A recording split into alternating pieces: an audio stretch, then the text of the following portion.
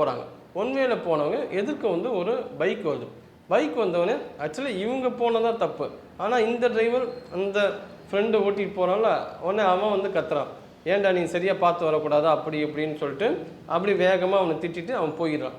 அப்போ போகும்போது அவன் கேட்பான், இன்னொரு ஃப்ரெண்டு பக்கத்தில் உட்காந்துட்டு இருக்கான். அவன், நீ நம்ம வந்து தப்பு, ஒன் வேல நம்ம வந்திருக்கோம், அவன் வந்தது கரெக்டு. ஸோ இப்போ வந்து நீ அவனை வந்து நீ சத்தம் போடுறியே, அது வந்து சரியான விஷயமா?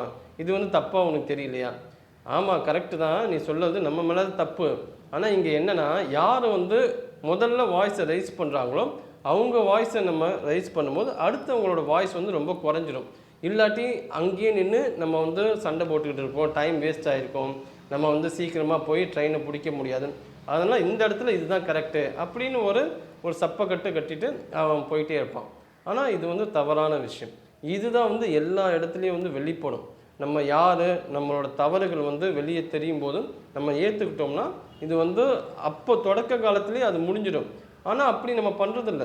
நம்ம எப்படின்னா, யார் இருக்காங்களோ அவங்க நீ தான் தப்பு அப்படின்னு சொல்லிட்டு வாய்ஸை ரைஸ் பண்ணி இல்லை ஏதாவது ஒரு வகையில் அவங்கள ஆதிக்கம் செலுத்தி அவங்க தலையில் வந்து கட்டிடுறோம்.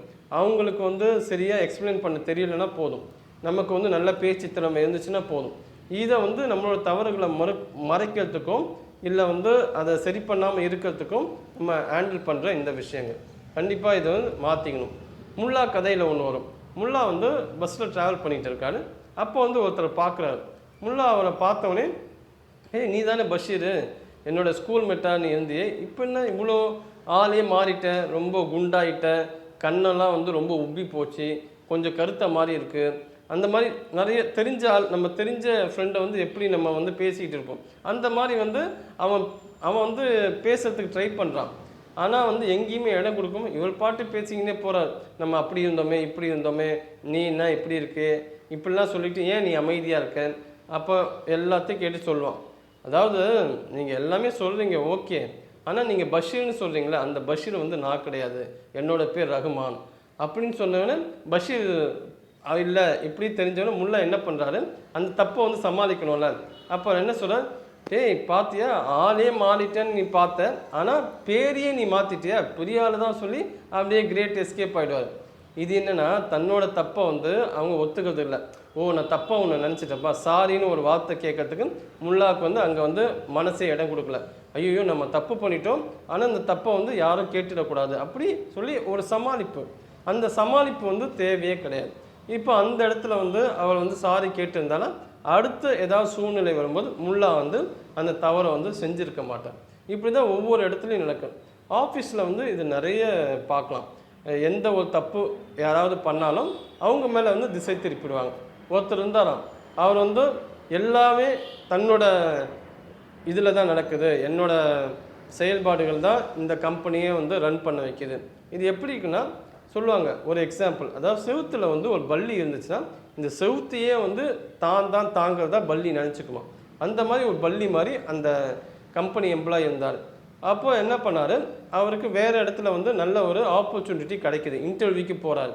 அப்போ சொல்கிறாங்க, அந்த இன்டர்வியூவில் இருக்குது, இது வந்து மிகப்பெரிய ஒரு பொசிஷன், இதுக்கு வந்து வரத்துக்கு நிறைய பொறுப்புகளை வந்து நீங்கள் ஹேண்டில் பண்ணியிருக்கணும் அப்படின்னு சொல்லும்போது அவர் சொல்லுவார், நான் முன்னாடி ஒர்க் பண்ண கம்பெனியில் நிறைய பொறுப்புகள் இருந்தேன். அப்படியா எப்படின்னு கேட்பாங்க. அதாவது ஒரு வாட்டி கம்பெனியில் வந்து ஒரு ஃபயர் ஆக்சிடெண்ட் ஆகிடுச்சு, அதுக்கு காரணம் நான் தான் பொறுப்புன்னாங்க. சில நேரத்தில் வந்து கம்பெனி வந்து லாஸில் போயிட்டு இருக்கோம், அப்போ கூப்பிட்டு என்னை வார்ன் பண்ணாங்க, இதுக்கு வந்து நீ தான் பொறுப்புன்னாங்க. சில நேரத்தில் வந்து குரூப் ஒர்க்கு, அந்த டீம் ஒர்க்காக போகும்போதும் நான் வந்து கோஆப்ரேட் பண்ண மாட்டேன். அப்போது வந்து கூப்பிட்டு சொல்லுவாங்க, நீ வந்து கோஆப்ரேட் பண்ணல, டீம் வந்து சரியாக பில்டப் பண்ண மாட்டேங்கிற, அதுக்கு காரணம் அந்த பொறுப்பு நீ தான். இந்த மாதிரி பல பொறுப்புகள் வந்து முன்னாடி கம்பெனியில் நான் வகிச்சிருக்கேன், அதுக்காகவே நீங்கள் இந்த கம்பெனியில் எனக்கு இந்த பொறுப்புகளை கொடுக்கலாம் அப்படின்னு சொன்னோன்னே அவங்க வந்து ரொம்ப ஷாக் ஆகிட்டாங்க. முதல்ல வந்து நீ இடத்த விட்டு வெளியே போன்னு சொல்லுவாங்க. ஸோ இது பார்த்திங்கன்னா இந்த இதில் வந்து நம்ம என்ன தெரிஞ்சுக்கணுன்னா, நம்ம வந்து ஒரு தவறு செய்கிறோம், அந்த தவறையே வந்து நம்ம பெருமையாக நம்ம காட்டிக்கிறோம், அதையே நம்மளோட அடையாளமாக மாற்றிக்கிறோம், அதையே நம்ம பொய்யாக பேசி பேசி அதையே உண்மையாக நம்மளே நம்பணும். நம்மளோட தவறுகளை வந்து ஒரு வீரத்தீர சாகசமாக நம்ம பார்த்துக்கணும், அதுவே நம்மளோட ஒரு பர்சனாலிட்டியை நம்ம மாற்றிக்கணும். அப்போது இந்த மாதிரி சூழ்நிலைகள் வரும்போது அந்த பிம்பங்கள் எல்லாமே உடஞ்சி போகுது. நம்மளோட இயல்பான குணம், இயல்பான எண்ணம், இயல்பான சொல் அது அப்படியே வெளிப்படுது அந்தந்த சூழ்நிலை வரும்போது. அப்போது அந்த சூழ்நிலை வரும்போது நம்ம அவமானப்படுத்துறதை விட, இல்லை மக்கள் முன்னாடி நம்ம அசிங்கப்படுறதை விட, நம்ம தொடக்க காலத்திலே நம்ம வந்து அந்த கண்டறிஞ்சு அந்த தவறுகளை வந்து கிளியர் பண்ணிக்கலாம். ரொம்ப சிம்பிள் தான். நம்ம ஒரு தவறு பண்ணிட்டோம்னா நம்ம அக்செப்ட் பண்ணிக்கணும். ஆமாம், இந்த தவறுக்கு நான் தான் காரணம். நிறைய பேருக்கு பார்த்தீங்கன்னா, அவங்க ஏன் இந்த தோல்வியை சந்திச்சாங்கன்னு பார்த்தோம்னா, நிறைய காரணங்கள் சொல்லுவாங்க. அவங்க எனக்கு சப்போர்ட் பண்ணல, இவன் வந்து கரெக்டான டைமுக்கு வந்து எனக்கு பணம் கொடுக்கல, அப்படி ஏதேதோ காரணங்கள் சொல்லிக்கிட்டு. ஆனால் ஏன்னா அந்த நிலைக்கு யார் காரணம்னா அவன் தான் காரணம், முழுக்க முழுக்க அவன் தான் காரணம். அப்படின்னு ஒரு அக்செப்டன்ஸ் இருந்துச்சுன்னு வச்சுங்களேன், நம்ம தவறுகளை ஈஸியாக நம்ம ஹேண்டில் பண்ணலாம். ஏன்னா தவறுகள் செய்யாத மனுஷனே கிடையாது. ஸோ குறை உள்ளவன் தான் மனிதன். அப்போது நம்மளோட தவறுகளை நம்ம அக்செப்ட் பண்ணிக்கிட்டு அங்கே எங்கே நம்ம வந்து அனலைஸ் பண்ணணுமோ அந்த இடத்துல நம்ம அனலைஸ் பண்ணி நம்ம திருத்திக்கிறோம்ல. யாரை வந்து நம்ம தப்பை உணர்ந்து திருத்திக்கிறானோ அவன் தான் வந்து மிகச்சிறந்த மனிதன். அந்த மாதிரி மிகச்சிறந்த மனிதர்களாக நம்ம வாழ்க்கையை வாழ்வதற்கு பழகி கொள்ளுமாறு கேட்டுக்கொள்கிறேன். நன்றி, வணக்கம்.